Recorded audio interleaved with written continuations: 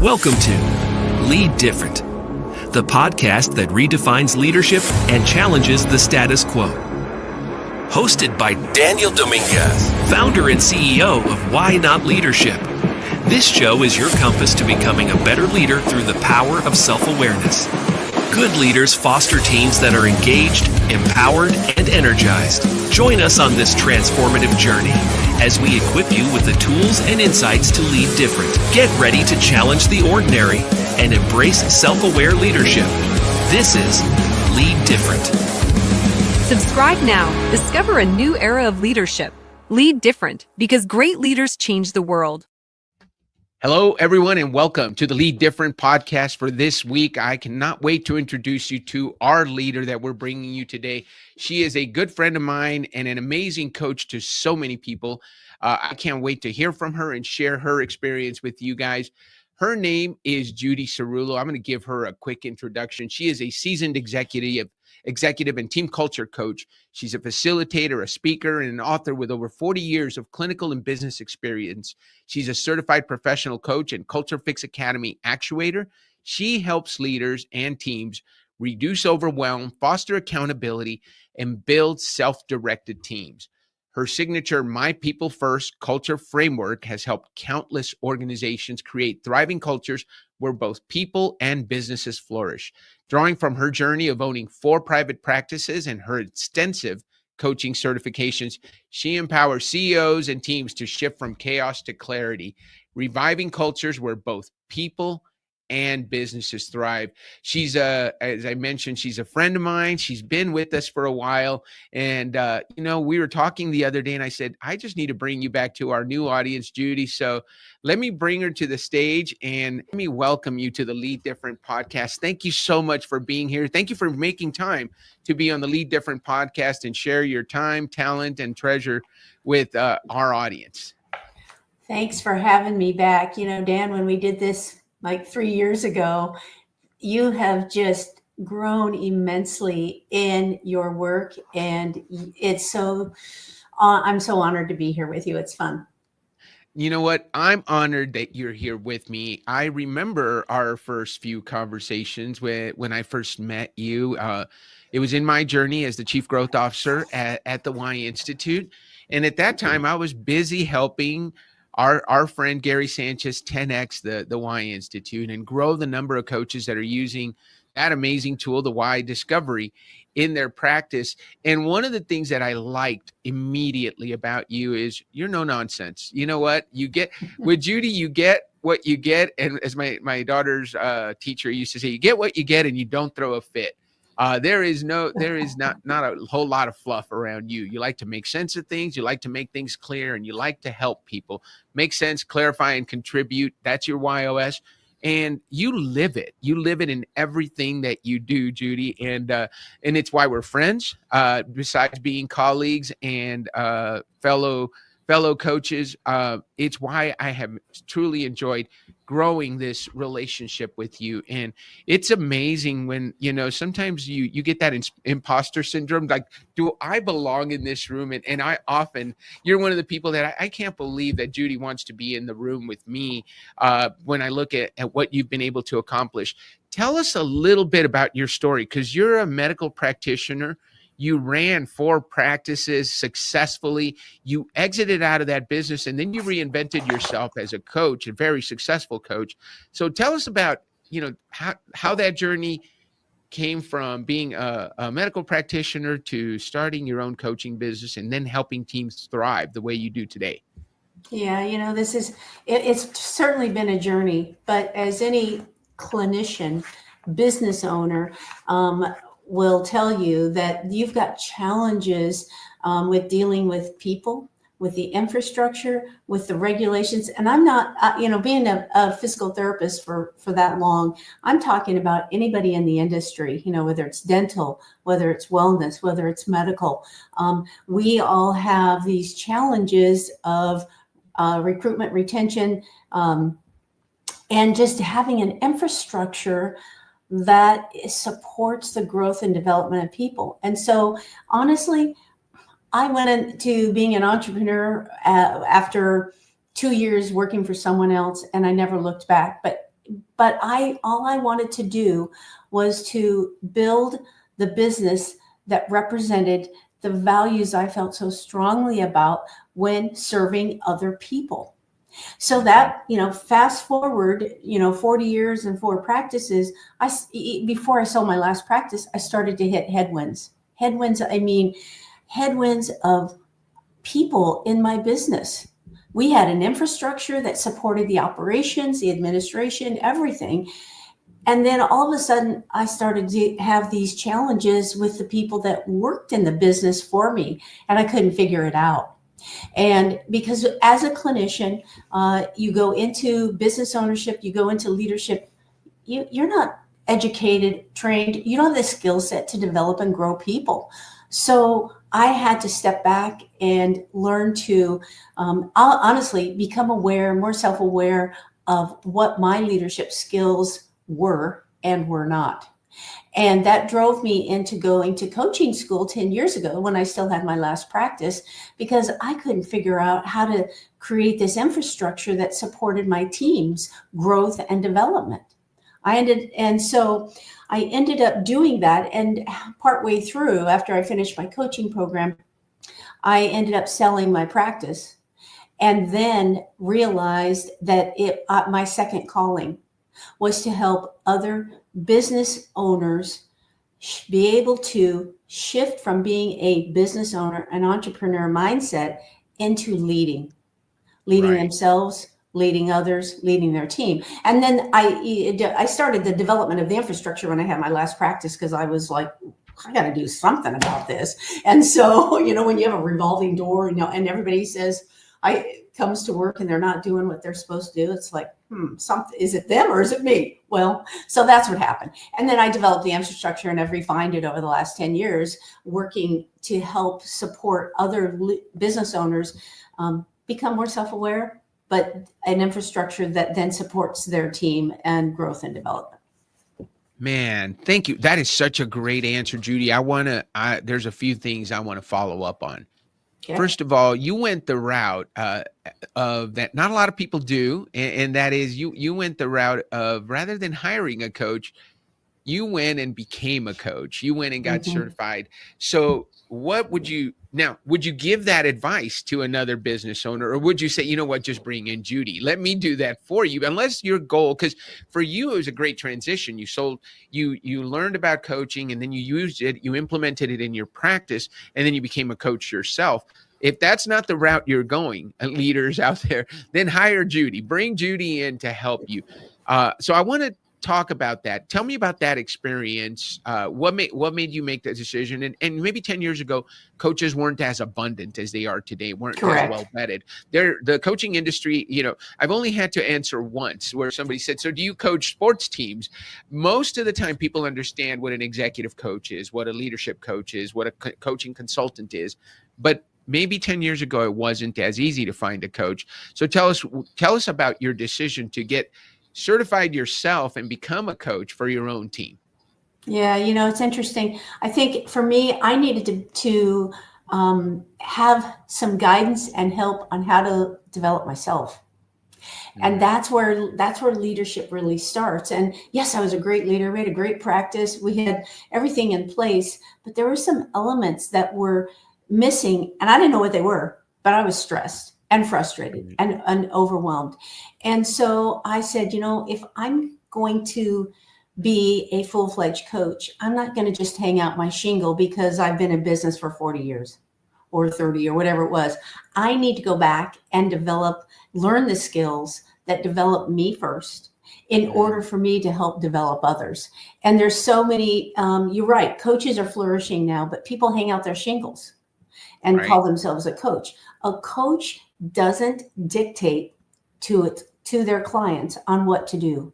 A coach helps them bring it out and recognize what their strengths and powers are and helps guide them. But a coach holds people accountable.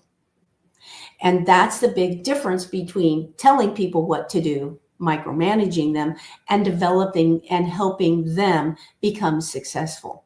And so part of that was self-driven, as I wanted to rid myself of stress, because I was having to tell everybody what to do and micromanage and those things, but it wasn't working, you know? And so, Right. and so the stress level was there.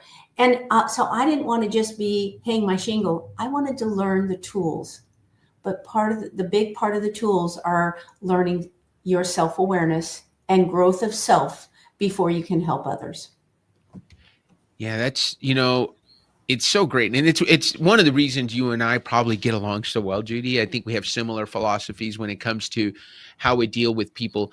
I Mhm. truly believe all good leadership, all transformations begin with self-awareness. And I was 100%. so blessed to be introduced to the coaching industry by one of the best assessments out there. The YOS is such a great assessment. Mhm. At the end of this month, I'm going to be getting certified in the _ C_OLBI assessment. So it's something one of my mentors, Jerry Lujan, uses along with YOS, and I've been using it with a few clients, and I really love it. And as you guys know, those of you listening, there's tons of assessment there. You can spend your whole career getting certified in assessments. These are the two that I've chosen, along with CDR, which I learned from Nancy Parsons. But what makes self-awareness, so important? And what was the first thing you learned about yourself that helped you be a better practice leader? Because you were the owner of the practice, but you were also running the practice. And then I want to ask you a second question, but what was it that made you say, this is important? And what did you learn about yourself that made you be a better leader? Yeah, it's interesting. What I learned is that not everybody thinks the way I do, or I would like them to think, and I think I learned that you can't pull people along and dictate. They will thrive when you set clear expectations that allow them to be self-directed and grow. And those expectations aren't dictatorial, but if you're going to come to work in my business, there are a set of values and behavioral expectations that no matter who you are, those are clearly defined. So people know, number one, when you're recruiting and hiring, that you need to be able to come into this business and reflect those behaviors and attitudes. You're not trying to create a robot, but there are every business has expectations in order to be successful as an individual and to really provide value to the business. But as a leader, if that is not clear in the beginning and not discussed throughout, it becomes a big challenge to guide your people and help them be both accountable and self-directed for the work. And that's a big thing I learned, is that I was a great communicator, but had I set clear expectations for both the skill set, as we will, but Right. the behavioral components and the attitudes, and you have to hire to that, which I did not do. Yeah, we have to hire people to do those things, right? So, very interesting, Judy. You must have been looking at my LinkedIn feed this morning. I talked this morning about, sometimes we as leaders, we think we're having a very clear conversation. We're telling someone exactly, but they may not be receiving it. What we're saying and what they're receiving can be completely different. Correct. So, it's funny you talk about clarity being so important. So as we talked about, Judy's YOS is make sense. So solve the problem, clarify it, make it really clear, make sure people know exactly what's expected and what do you want from them, and make sure it's clear to them. I have a feeling there's not a whole lot of confusion as to what is expected from someone that joined Judy's practice when you were running a practice. These are the non-negotiables. These are the things you can play with, right? If you hire Dan Dominguez, he's going to want room to play. So you got to say, Dan, don't break this rule, this rule, this rule, and this rule. These are the things you cannot mess around with. Play all you want with this, right? Have at it. And I think that's important to know. So you were an early convert to the YOS. What about, let's talk about that, because that's important. And I also want, like I said, I have some follow-up questions with regards to your conversion from business owner to coach. But what about the YOS attracted you to it? I remember very clearly the conversations we had. I could tell, like, look, Dan, what problem does it solve? How do I use it? Give me a clear plan of action, and how's it going to help my clients? But tell us, your impression of it and why you still use it today, and how is it making a difference for your clients? You know, it's so fascinating. It's such a great question. And for me, when I discovered my YOS by your wonderful introduction and help, I realized that big time, and this was probably timing, even though I exited my last practice 3 years before we ever met. Right. But when we met and I discovered my YOS through you, it was such a huge aha moment for me, because the make sense, which is my why, and the clarify and the contribute, which you've already shared, fit right into basically who I am, how I do it, and what people expected of me for my 35 to 40 years in clinical practice. Right. So and every patient, every interaction I had, I would explain the process. I would take complex data and scale it down. And I would always ask them over and over again, does this make sense? Does this make sense? I wanted to make sure they understood. That's my clarify. I wanted to make sure they understood what it was. And I knew once those two dots were connected, I was contributing to their success. But the next piece that really helped, and there's two other facets to answer your questions, but the next piece was for us in professional training programs, whether we're a doc, a dentist, whatever it is, PT, health, we tie our identity to our titles. Mm-hmm. And so when people are looking to step back and even step away, they have a hard time letting go because their identity is tied to that title. Yes. I never thought it was like that, but I've coached other professionals who are taking step back and wanting to move into the second chapter of their life, if you will, the transition. And I use the why exclusively because I was able to say, you know what, these are my characteristics. PT and my clinical practice was my vehicle to express who I am and what I do. Yes. That was the vehicle. My vehicle now is coaching. Yeah. And so when I help people see that, and I help them step back and say, oh, this is, they can then open the door, because they're at this fork in the road, like, what do I do? Open the door, and they can then I can coach them into the next phase. The third part is when we use it with teams. And that's really important. When we use the why with teams, you get people engaging and communicating in a way that I've never seen before. Yeah. And so that brings it all together, but it's very important for a leader to discover their why and understand the why before they can embody it and say, yes, my team needs this. But those are the three kind of steps that occurred. For me, it was very personal. And for the people I've coached through stepping away from their business, it's been transformational for them. Yeah. And I have to be honest that the people if you're watching, you're probably like, how does Dan know so much about Judy? So again, we've known each other for a few years. Judy's also a part of my private mastermind group. And Judy, you elevate our group. We have an amazing group of founders, CEOs, and influencers who are part of that group. And I keep it small for a reason, because we meet once a month for a powerful 2 hours and then we're gone. But man, it energizes me to have you in there. And what you bring, the way you elevate us is through seeking clarity, because you won't allow anybody just fluff over something. You're going to ask questions and make sure we get to, okay, what was the whole point of bringing that up, right?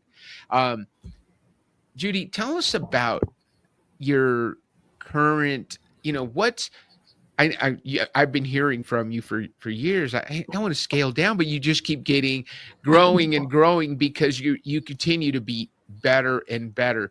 Yes. And so there's a couple of questions that come from that is, neither of us are entering our second, we're close to our third quarter more than our second half of life. Right.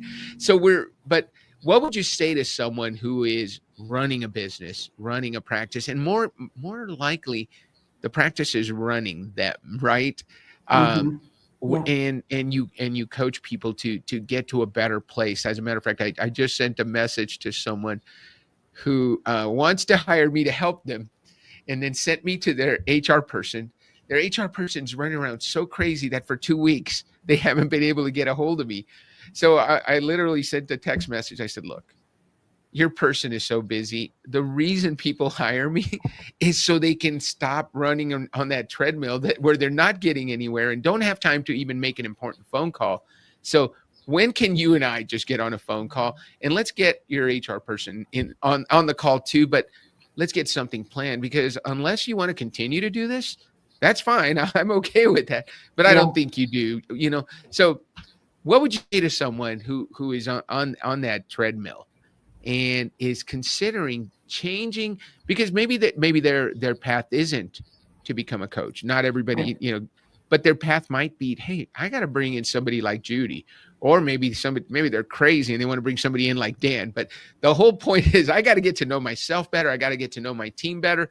And I need some clarity. If they want some clarity and they want to get their roles in order and make sure the practice understands who the boss is, who everybody else is, and how to work together, what's the advice you would have for someone who sees themselves on that treadmill right now?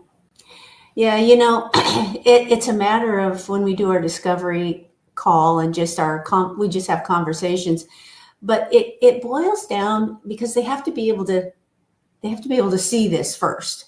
Right. It boils down to people seeing that leadership. They need to understand that leadership is not about dictating and doing it all. Leadership is about your being, your presence, whether it's personal, professional, in the community, whatever. So when I bring the personal touch into it, and I just say, and we dig down, most people are having these gaps, if you will, in their leadership style, in the community, at home, at work. And so they talk frequently about those three things. So basically, it's about getting people to realize that leadership, number one, it's not about a title. It's not about a position. It's not about just at work. It's about your presence, your being, your mindset. And they have to understand that first. And yes, not everybody's going to want to, you bring up a good point, Dan. Not everybody's going to want to go to coaching school to do that. But everyone can learn some basic skills that set them up to be the new breed of leader, which is a coach. They're very simple, but they can learn to lead at home, at work, and in their community. The stories, when I work with teams and they bring their stories back of development, many of them are personal, and they say, man, I use these tools with my kids and they worked. Right. Or man, so the challenge that they do have is at work, because that's a different environment, and they have to develop courage, confidence, and conviction in order, and that takes some time. It really does. So it's a matter of having that mindset around, it's not going to happen overnight. You have to learn about yourself first, and what your needs are versus your wants. And then what is the most pressing thing and the most important. So that's kind of how I approach it, because it's not a quick fix. Right. And that's a great point you bring up. Marshall Goldsmith talks about things you have to have in order to be a good coaching client. You have to have courage. You have to have courage to look at yourself, right? You have to have the humility to get the feedback from your employees or your peers that's going to be necessary in order for you to improve. And you have to have discipline to implement the changes necessary. And there's a scale of 1 to 10. And if you score below an 8 on any of those, we're going to have a hard time, right? Because we need to make sure that you've got the courage, the humility, and the discipline to implement those things that we're going to find out as we get that 360 feedback. I still remember the first time I was 360 feedbacked as a, I don't know if that's the word, but I received 360 feedback as a national sales director for a Fortune 100 company. And it doesn't matter that 85-90% of the people love you and think you're doing great. What we hone in on is that 10%, those people that say, you know, he does this wrong, and I wish he wouldn't do this. And so you take that stuff in, because it's a 9-to-1 ratio, good to bad. But boy, we concentrate on those things, and probably we need to, right? Because that's the places we need to improve. I'm big on working on your strengths, though. So I truly believe, I was just on with my coach before you and I got on, and when you take the other assessment that I love is the colby, which shows us our energy. I'm a 2 on follow through, and I'm a 9 on quick start. So I am Mr. Shiny Object. And she was saying, Dan, let's not put the follow up on you. Get somebody on your team to do the follow up, because you're just not going to be great at it. So let's build that follow up machine for you, so that your clients aren't counting on you to get back to them, because you're just not going to be that good at it. It's going to drain your energy. However, you're great at rainmaking, right? Get the conversation with the person, get them on board, get them signed up for the program. What was for you you're like a superhero, make sense, clarify, contribute. You've got some great whys. What was for you the thing that you knew you needed to get help with as a business owner, once you became more self-aware of what your strengths and challenges were? Yeah, interesting.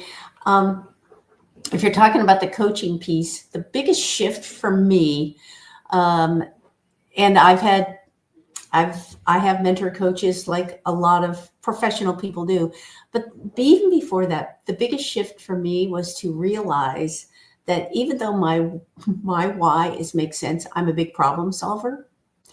So if you take that into your coaching arena and you try to solve everybody's problems that they come to you with, it'll burn you out. And that's not what coaching is. Yes, we occasionally give recommendations and we give guidelines and we give ideas, and that's why I have a blend of coaching, consulting, facilitation. But if my why is I'm a problem solver, and I jump in and solve the problem. My husband and I joke about this all the time, because he has a why of better way, and he always says, don't jump in and solve the problem, I'm just asking a question. and so that is a big that I had to overcome and learn to step back and even ask more deep-seated, powerful questions. And in healthcare, we are trained to solve all the problems. People come to us to solve the problems. And so that's a natural instinct for us as leaders and business owners in the healthcare arena, if you will. We're trained to do that. And as a coach, we need to learn to step back so we can allow others to solve the problem and guide them through it. Yes. Yeah. And I think it's so funny you bring that up. I don't think it's a medical field thing. I think it's when I was a lieutenant and a captain in the Army, if people bring you problems, they want a solution. And of course I have Make Sense as part of my makeup. You and I share Make Sense and Contribute. So I know this happens, because my wife will literally say to me, Dan, I'm going to share with you something, and I want you to listen. I don't want you to solve it. And 2 minutes in, I'll say, well, here's what you need to do, right? We can't help ourselves because we want to solve the problem, when that's part of who you are. And understanding that that's how you're wired, I have to work really hard as a coach too, to step back and say, well, what are your suggestions? Here's something I've learned working with leaders. And even my most successful leadership stints when I was in corporate or I was in the military was, when people bring a problem to you, they often have the solution too. Oh, always. If we take the time to ask, and often, more often than not, their solution is better than what we would have come up with, because they're closer to the situation. They're in it every day, and their solution takes into account those things which we cannot see. Have you found that to be the case with the people you work with and with the leaders you work with? Absolutely. Most people know the answers, and all they want is validation. and they want to be able to articulate it and say it. And that's part of their whole solution, as well as just saying it out loud. But that's part of them getting validation and acknowledgement from their leaders or their peers that that's the right thing. So most people don't want you to fix it. A lot of people do, but most people don't. They just want to be able to be validated. Right. That makes total sense. Judy, let's shift, because we've talked a lot about self-awareness. Tell me about a time. Let's get to know Judy.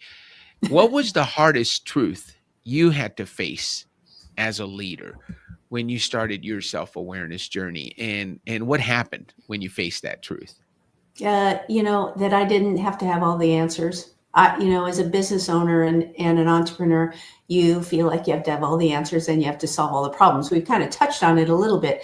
And so for me, it was, and I didn't have to have it solved like yesterday. Right. So stepping back long enough to allow someone else to think through the problem and solve it. Those were difficult, because get it done. Let's get it done now. We don't want to wait. Yeah. And so those are pieces. So those were hard, because stepping back and allowing someone else to do it. Wow. That many people are like that own their own business. And that's part of the delegation. That's part of the trust. That's part of the accountability piece. So what changed for you as a result of doing more of that? What was the net benefit and net cost? If there was any, what was the net negative, or what was the net benefit? Well, it's obviously you get off the treadmill, number one. Yeah. But the stress and the overwhelm. Many business owners feel like they have to carry the burdens on their shoulder, which they do, but it's how you carry it. And you carry it by shifting responsibilities and accountabilities to your team. Right. And just overseeing and supporting them as they move through it, but giving those guidelines. So that it gives you a sense of freedom, but you're not giving things up. You're just empowering your people to do the things that they want to do, need to do, and you don't need to do. Yeah. One of the things it was drilled into me, I'm sure, by a captain when I was a young lieutenant, and it was, you can delegate responsibility. You can delegate authority. You don't delegate responsibility. Correct. At the end of the day, guess what? You're the CEO. It is your job to make sure the business succeeds. But you can delegate a lot of authority so that other people can get things done. And you have to give them full authority. You can't just partially give it to them and then take it away when you don't like what they do. Because people will make mistakes. People will do things that you don't agree with. But if you've trusted them and you've given them that authority, allow them to learn, allow them to come back and say, you know what, maybe I shouldn't have done it that way. Next time, this is how I'll do it, because you're allowing them to learn, allowing them to be able to take your place when you're not there. There's nothing worse than going on vacation as a CEO and coming back to a full inbox and a list of 20 decisions you need to make, because no decisions were made while you were gone, because nobody wants to do it wrong, because you've never given them the authority to do it and the freedom to make mistakes. I used to say, you know what, guys, when I'd leave somebody in charge, I'd say, you're in charge, make decisions. When I come back, if I don't agree with the decisions, we'll deal with it, but make decisions. I do not want to come back. You will have done a horrible job as a stand-in for me if I have to make 30 decisions on the day I get back, because nothing was made. No decisions were made while I was gone. How do you help leaders overcome that?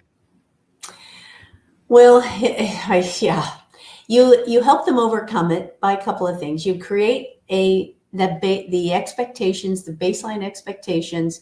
Not only create those, you communicate those. And we talked about this already, but they have to be communicated clearly, and you have to have conversations about that. One of the things that's so important is to engage. I have a tool that I use for one-on-one meetings with people and teach, honestly, coach them on how to have regular one-on-one meetings that create two-way feedback and two-way accountability, so that the leader is receiving feedback as well as giving it, but they receive it first, and they're accountable to their team member and vice versa. And so what happens at the end of that meeting when you do it regularly is, when you have a session with somebody, it doesn't have to be a discipline session anyway, you just communicate regularly and you've agreed to do something.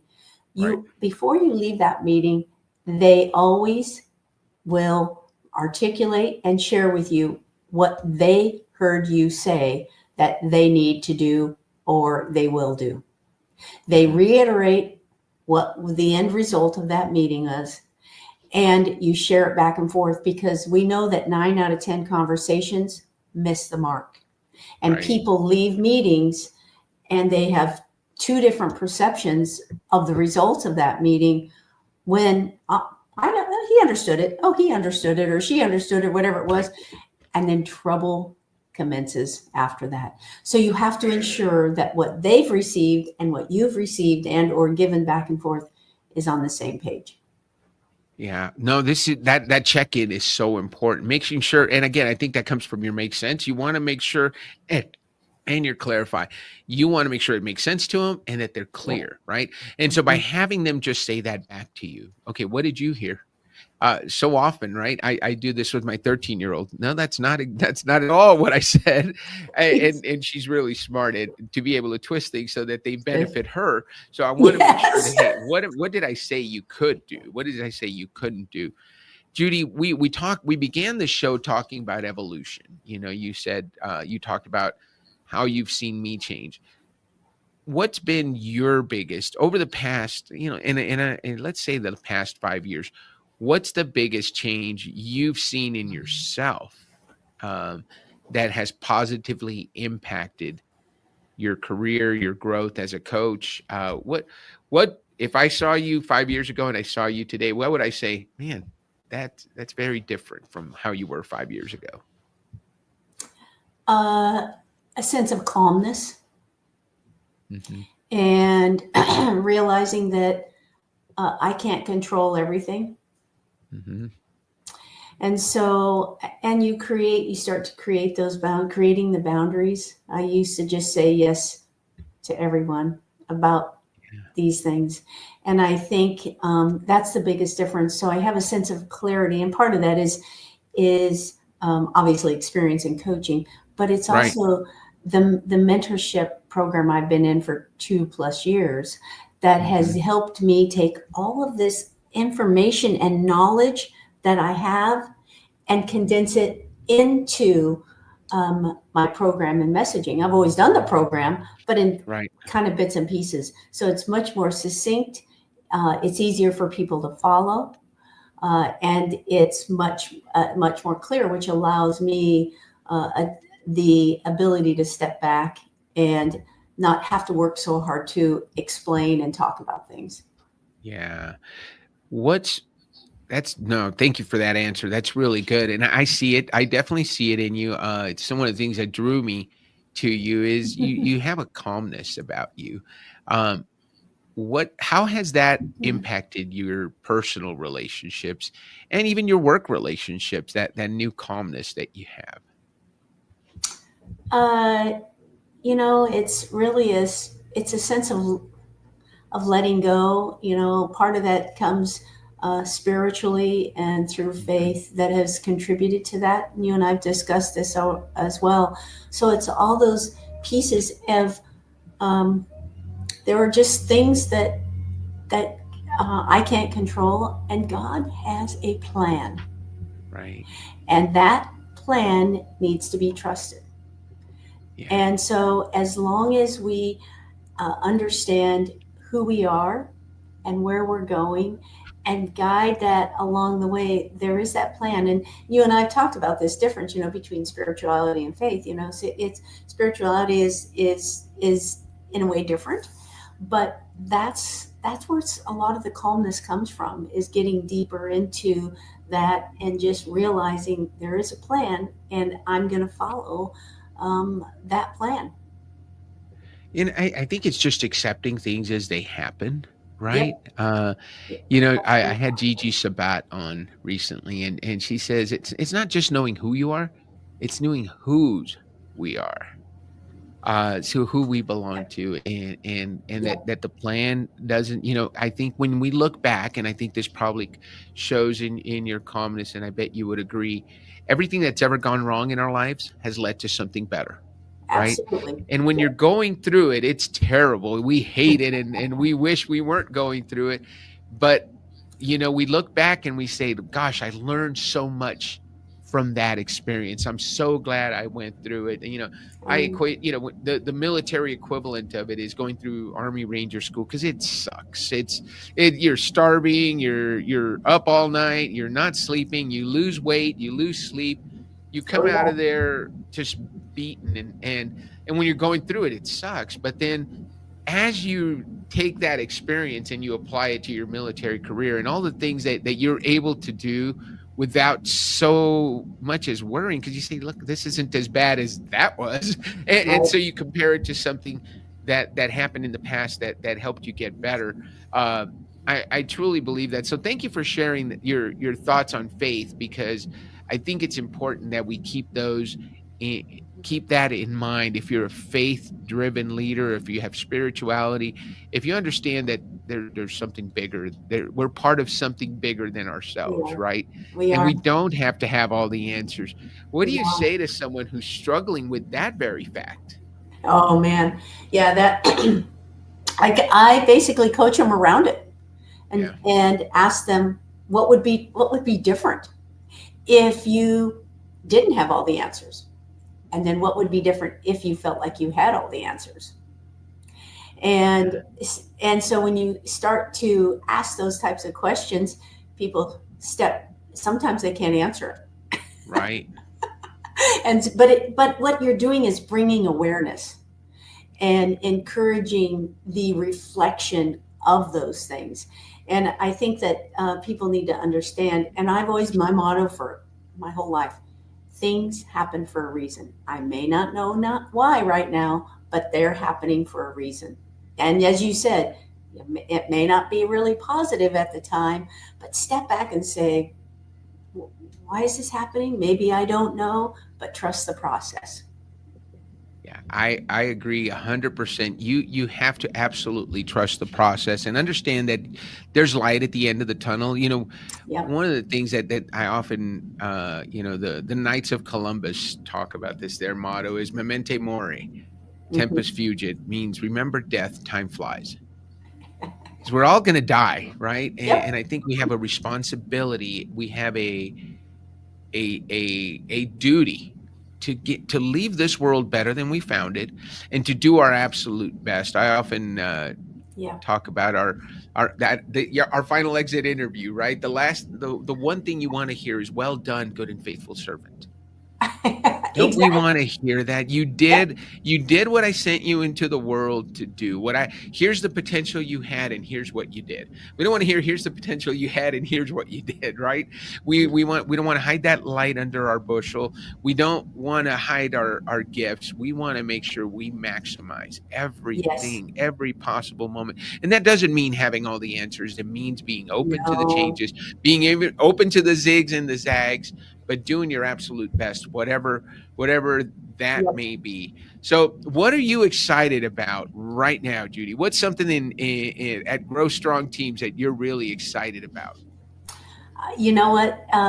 You said that at the very beginning. I came into your mastermind saying, oh, I'm slowing down. Well, I'm slowing down in a different way, yet I'm still...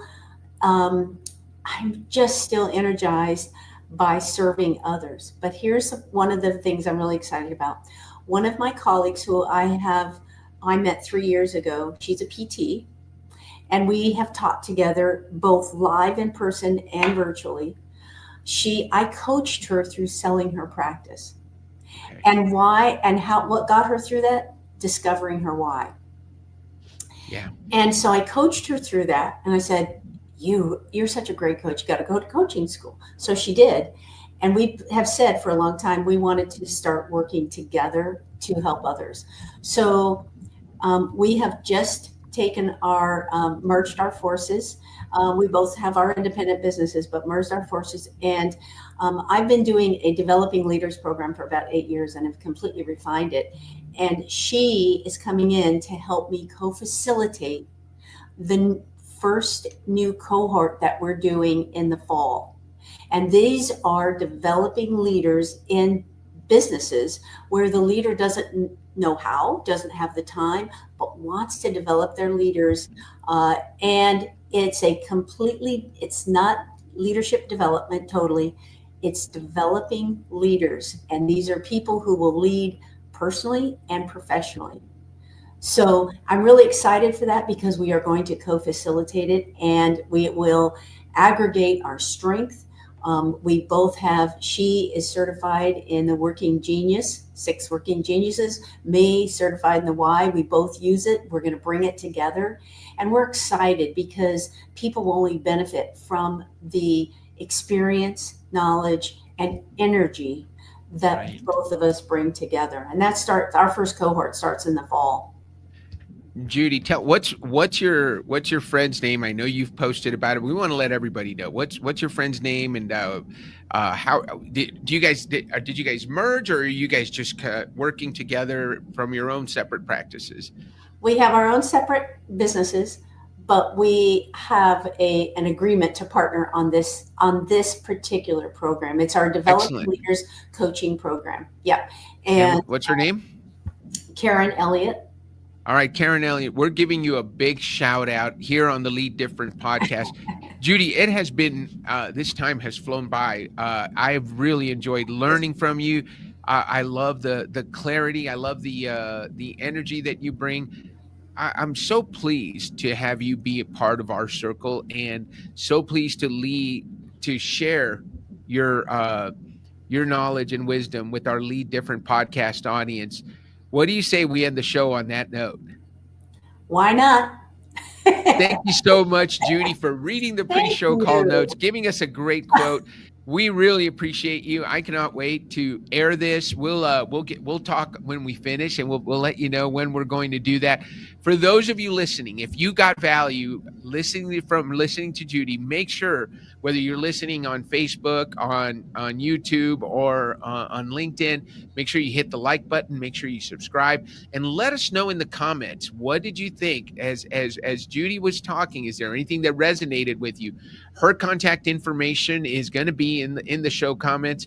My contact information is there. We are here to help the world lead different, lead better, and create even better leaders through the work that we do. We know that many of you are committed to doing the same thing for the people in your companies. So reach out to Judy, reach out to Dan. We're here for you. That's why I have these leaders on every week, because if I'm not your cup of tea, Judy just might be, or someone else that's been on the show. We want to have a good mix of CEOs and founders and resources that you can use. So thank you for listening. We will see you guys next week on another episode of the Lead Different podcast. Thank you, Dan. Thank you, Judy.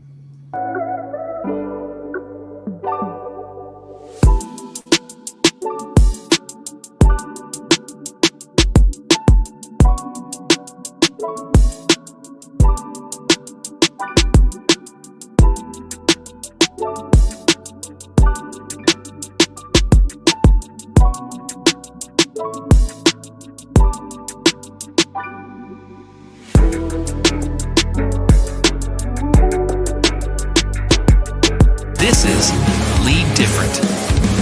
Subscribe now. Discover a new era of leadership. Lead different because great leaders change the world.